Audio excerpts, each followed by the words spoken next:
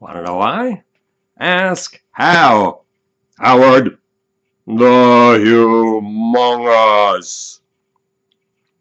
What do Bill Cosby, ISIS, Ferguson, and the snow in Buffalo have in common? A lot, as you are about to see. My producer from Coast to Coast, Tom Danheiser, called yesterday and asked a simple question. Is the world going crazy? The answer, of course. The world is always going crazy.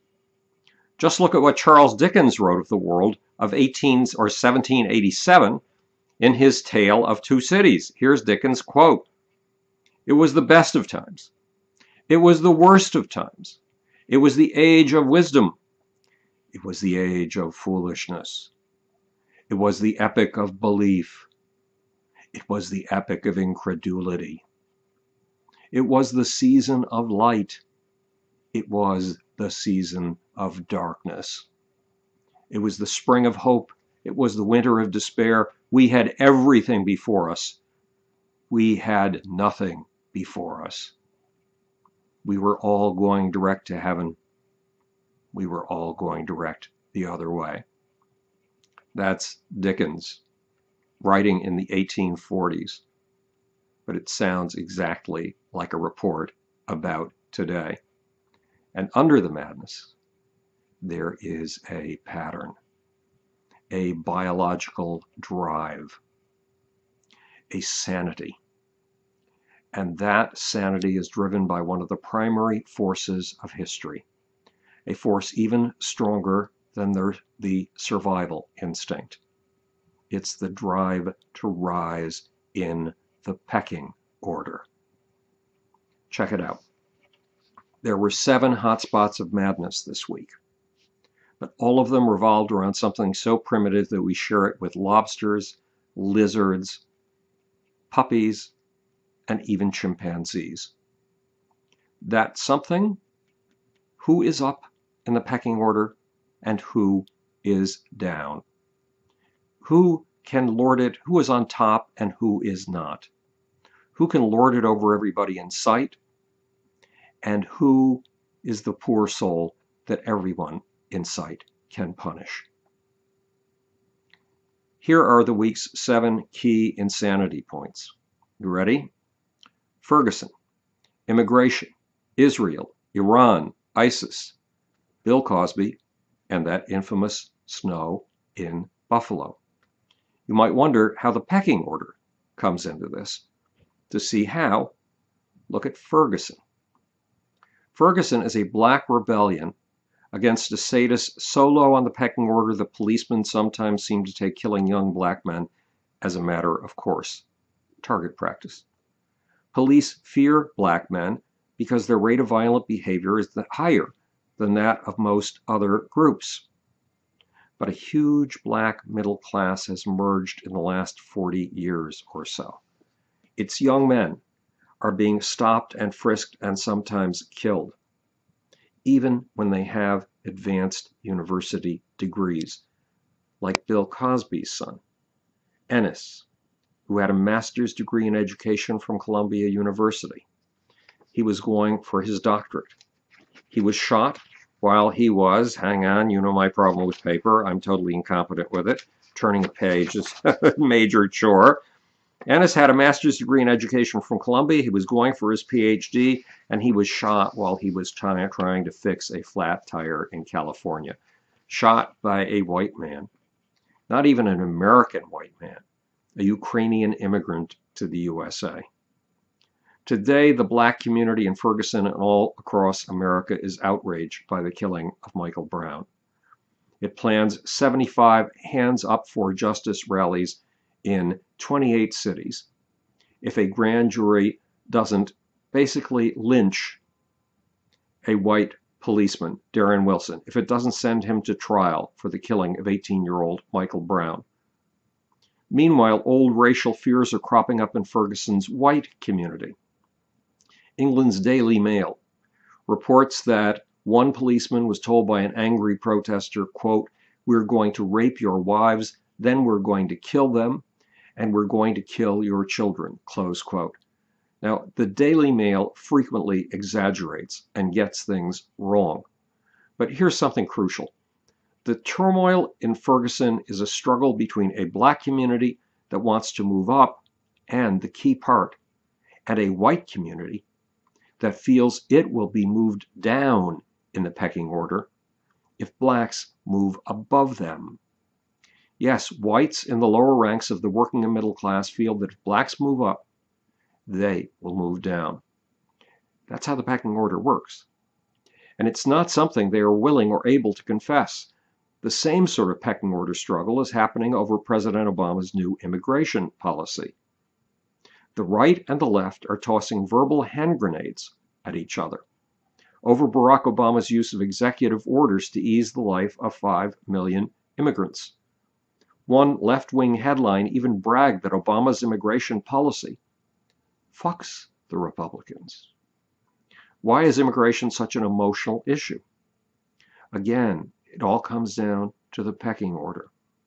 We humans get powerful jolts of pleasure from being on top of our fellow human beings. We get jolts, J-O-L-T-S, jolts, of the neurotransmitter serotonin when we feel we are above someone else. And serotonin is a pleasure inducer. We humans also get a hit in the pleasure centers of our brains, a hit of dopamine in what's called the striatum, when we can identify a cheater, a transgressor, and when we can punish him or her. We get jolts of joy from punishing those we believe are transgressors. The political right imagines that welfare queens and illegal immigrants are cheaters and delights in the fantasy of punishing them. Obama's immigration orders threaten to take that fantasy pleasure away, that pecking order pleasure. Then there are the pecking order struggles in Israel, where Muslim extremists and even mainstream Muslims are trying to rise to dominance over Jews, and Jews are trying to claim a simple right to pray at their one and only major holy site, the stone foundation of the biblical temple at the very center of Jewish history. When Islam conquered the Jewish homeland in 637 AD, it wiped 40 Jewish cities off the map and showed its contempt for the Jewish people by erecting 3 domed mosques on the Jewish temple's site.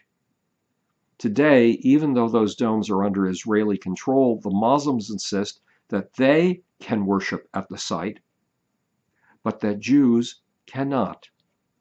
Muslims are fighting for the right to lock Jews out. It's all about the pecking order. It's a kind of apartheid, Muslim apartheid against Jews. And it's all about who is on top and who is not. Then there's another struggle to climb the pecking order going on in Vienna. On Monday in Vienna, we'll reach the deadline of a negotiation with Iran over its nuclear weapons development. Iran wants nuclear reactors and nuclear weapons so it can be a superpower on a par with England or France. It wants to be the king of the roost in the entire Islamic world. That's 57 countries. It wants to dominate more than just the Middle East. It wants to be the alpha animal in an Islamic community that spans 13,500 miles from Algeria to Indonesia. Until recently, the Saudis have regarded themselves as the top rooster in the Muslim world, and they don't want to be driven downwards. So the Saudis have financed rebels in a nation allied with Iran, Syria. The goal has been to pry Syria away from the Iranians and to weaken Iran. The battle for top position in the Muslim world, that battle between Saudi Arabia and Iran, is the origin of the Syrian civil war, which has taken, so far, over 190,000 lives. Meanwhile, in Iraq and Syria, ISIS, the Islamic State of Iraq and Syria, is also on a pecking order rampage. It wants to dominate the world. Not just Iraq and Syria, but the entire globe. That means you and me. And ISIS has had more than its share of successes. Last weekend, it showed that it can decapitate Westerners like aid worker Peter Kassig. And it's shown off another pecking order prize, a big one, sex. In most animals, he who rises to the top gets two rewards, attention and sex. ISIS gets attention with its beheading videos. And ISIS has reduced between 5,000 and 7,000 Yazidi women to the status of sex slaves, women who have no control over their lives and no control over their wombs, not to mention no control over their sexual parts. But that's just Yazidi women. ISIS has in all probability taken thousands of other sex slaves below our radar. In fact, that figure probably comes to well over 10,000. Which brings us to Bill Cosby. Remember, the top rooster in a pecking order is rewarded with attention and sex. Bill Cosby was on top of the roost and getting lots of attention in the days of his TV shows. First, his series I Spy from 1965 to 1968, then The Cosby Show from 1984 to 1992. Did Cosby do what he's accused of doing? Did he drug women and rape them? It certainly wasn't necessary. Cosby's power alone should have attracted as many groupies as he could possibly get into bed with. But there's a good chance that Cosby is guilty as accused. When I ran the biggest PR firm in the music industry, those days working with Prince, Michael Jackson, Bob Marley, and Bette Midler, one of my account executives had been a child actress, then an ingenue. In roughly 1979, that's 35 years ago, she told a client of mine a wild story. Bill Cosby, she said, had drugged her once, and when she'd wakened in a daze, Cosby was trying to penetrate her. She made up a crazy story. She told him she had an awful sexual disease. So Cosby turned to another orifice and insisted on being pleasured with her mouth. Oral sex. Then months later, she ran into Cosby at a party. Now look, if you're in the entertainment industry, you don't turn down conversation with powerful people no matter what wrongs those powerful people have done to you. Cosby handed my account executive a cocktail. She drank it. She lost consciousness. When she woke up, she says, she was in Cosby's bed. Back in 1979, no one believed her when she told that story. Now, 14 other women have come forth with exactly what was apparently a glutton for pecking order privileges, sex. Then there's the snow in Buffalo. Now look, surely one of the biggest snowstorms in Buffalo's history, a total of 7.3 feet of snow, has nothing to do with the pecking order, right? That's what you'd think. I mean, how could it? It's snow. Think again. Buffalo snow has become a prize in a pecking order contest. Climate change skeptics say the snow is proof that the globe isn't warming. And climate change activists insist that all the warming is simply concentrated somewhere else in other locations.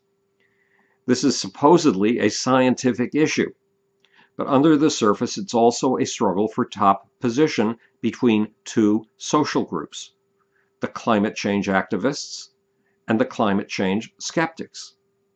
Again, 7 issues have made the headlines this week. Ferguson, immigration, Israel, Iran, ISIS, Cosby, and snow in Buffalo. And all of them have been about the privileges of the pecking order. All of them have been about who's on top and who is not. All of them have been about the status drives that power the forces of history. This is Howard the Humongous speaking to you from the future. It's your job and my job to make or. Want to know why? Ask how. And now for the ultimate act of manual dexterity, seeing whether or not I can find that sleazy, sneaky, devious, impossible little off button. I think I've got it.